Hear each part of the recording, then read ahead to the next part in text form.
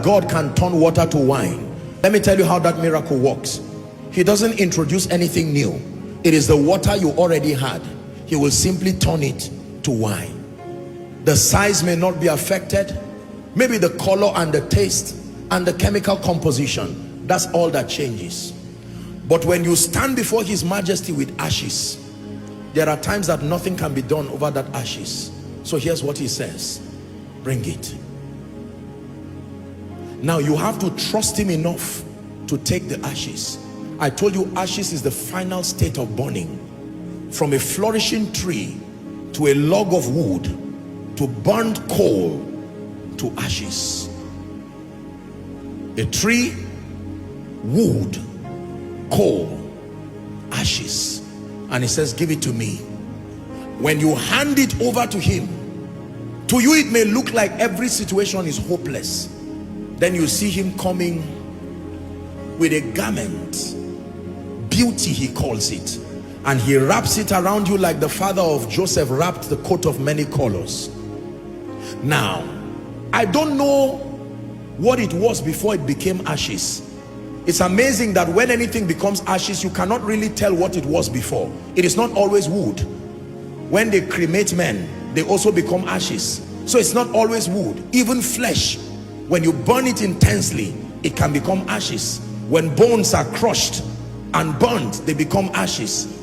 Ashes does not reveal what it was before. So sometimes, listen carefully, the law of receiving beauty for ashes is that you must trust God for grace to forget about the ashes, because you cannot receive the beauty still remembering the ashes. Remember ye not the former things. I know that you lost your job, but for as long as you are still thinking about that job, Lot, for as long as you are still reminiscing on Sodom and Gomorrah, you didn't carry everything. I know you left your chair in the parlor while it is being burnt, but do you know that God is able to do something in your future? You may never see that chair again. You may never see your loved one again.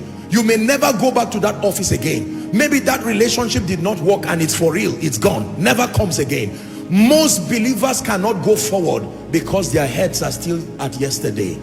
Their bodies are trying to move forward, but they miss yesterday so much, they do not even see what God is doing today. The law of conversion, receiving beauty for ashes, demands that you forget about what that ashes was. That ashes was a beautiful plant. The picture may be with you, but you have to stop it from distracting you. I know that you once had a father, a mother, you once had brothers and sisters, and now they've slept the sleep of death. You may not forget them, but you cannot allow that pain to stop you from moving forward. Agreed, you can have moments of grief for a while, but the time must come you will tell yourself, I need to move forward. You lost the job 10 years ago. The company has even been folded. Don't sit back and say, I remember. My 5 million was in that company. My 10 million was in that company. Oh, the days of railway. Unfortunately, it has gone. I worked in a typewriting company. It will never return again. Stop missing a typewriter. There are better gadgets that can serve. You will not have the privilege of punching them one by one again. Are we together? But you can have a better presentation. Now hear me. Do you have the courage to look at the ashes that you've held so dearly? Because to you it is not ashes. You still remember the tree.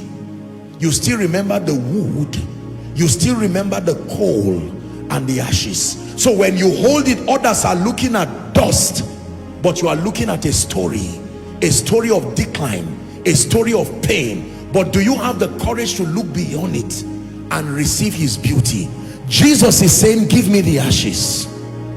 Listen to me, ladies and gentlemen. That situation of pain, you cannot live like that after 10-20 years. Yes, the job issue has come. Yes, the surgery happened and your womb was taken away. Yes, your legs were amputated, unfortunately, sadly. Yes, the accident happened. It truly did. Yes, this happened. You lost your job. Yes, you went to jail for 5 years. Now you are released and your life, listen, meditating on yesterday and remaining there, it's like holding on to the ashes. But Jesus is standing tonight And he's saying, I'm not going to turn that ashes to something else. It is still a miracle.